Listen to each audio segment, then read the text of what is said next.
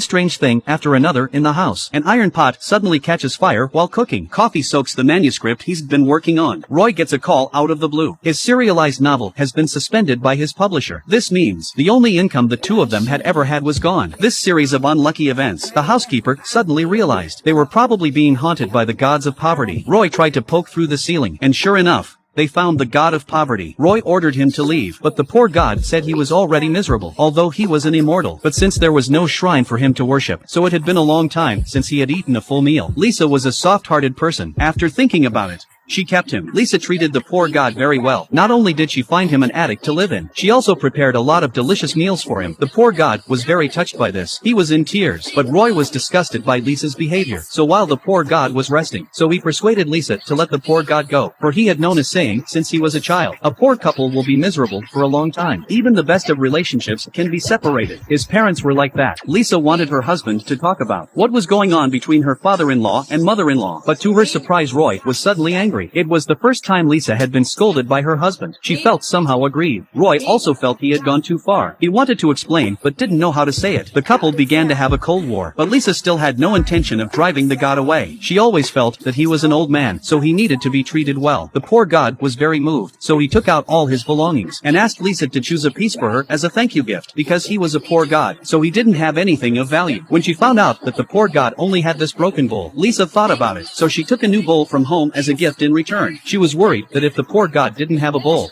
he wouldn't have anything to eat. With that in mind, the poor god then crossed out the name of the family. This meant that the poor god had completed his task. He was not going to let Lisa's family have any more bad luck. The poor god left. Lisa hugged the broken bowl. She was inexplicably touched. She understood that this was the best gift the poor god had ever given to her.